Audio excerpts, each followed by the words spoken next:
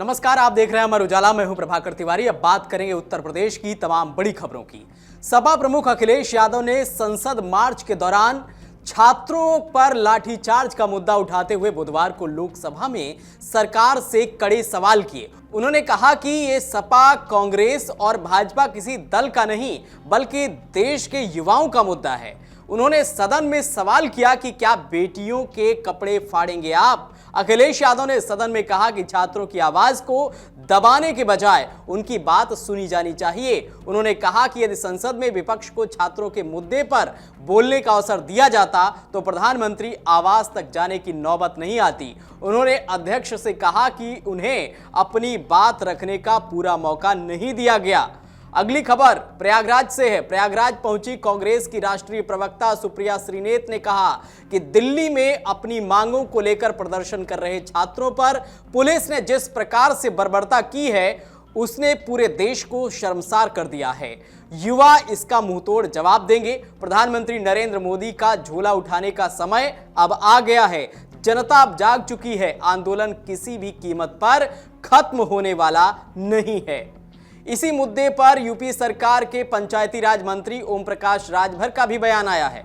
ओम प्रकाश राजभर ने दिल्ली में नीट अभ्यर्थियों की व्यवस्थाओं में सुधार की मांग को जायज बताया, लेकिन राहुल गांधी और अखिलेश यादव के आंदोलन को राजनीतिक करार देते हुए उन पर तीखा हमला बोला। मीडिया से बातचीत में राजभर ने कहा कि छात्रों की मांग उचित है और पेपर लीक नहीं होना चाहिए, लेकिन विपक्ष छात्रों के मुद्दे पर राजनीति कर रहा है। उन्होंने कहा कि छात्र शिक्षा मंत्री का इस्तीफा मांगने गए थे, लेकिन प्रदर्शन के दौरान देश विरोधी नारे लगाए गए। उन्होंने आरोप लगाया कि आम आदमी पार्टी, आजाद समाज पार्टी और समाजवादी पार्टी के नेता छात्रों को उकसाने पहुंचे, जबकि लाठीचार्ज के समय उन्हें छोड़कर चले गए थे। अगली खबर बरेली से है। बरेली पहुंचे उप मुख्यमंत्री केशव प्रसाद मौर्य ने नीट पेपर लीक विवाद पर विपक्ष पर हमला बोला। उन्होंने कहा कांग्रेस, समाजवादी पार्टी और आम आदमी पार्टी पर छात्रों के नाम पर राजनीति करने का आरोप लगाया। मौर्य ने कहा कि आंदोलन में गुंडे घुस गए थे, कानून व्यवस्था बिगाड़ने वालों पर कार्रवाई होगी। अब बात करेंगे फिरोजाबाद से आई खबर की। फिरोजाबाद जिले के जसराना थाना क्षेत्र के गांव नगला मधु में सुबह सुबह दर्दनाक हादसे में दादी और नाती की मौत हो गई। घर की दीवार अचानक गिर गई। दीवार के मलबे में दादी के साथ खेल रहा मासूम भी दब गया। दोनों को जब तक बाहर निकाला गया तब तक बहुत देर हो गई थी। लखीमपुर खीरी से आई खबर की बात करेंगे। लखीमपुर खीरी में शारदा नदी का रौद्र रूप जिले में लगातार कटान का कारण बन रहा है।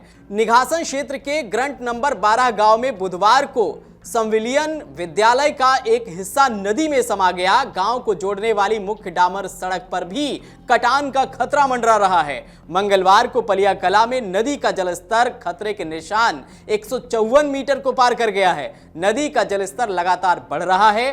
पलिया इलाके में कई सड़कें बाढ़ के पानी में डूब गई हैं। तो ये थी उत्तर प्रदेश की तमाम बड़ी खबरें जिन पर लगातार हमारी नजर है। देश और दुनिया की बड़ी खबरों के लिए आप बने रहिए अमरउजाला.com के साथ। नमस्कार। आपके राज्य की खबरें, आपके शहर की खबरें सबसे पहले जानने के लिए देखते रहें अमर उजाला। चैनल को सब्सक्राइब जरूर कर लें और पाएं हर अपडेट।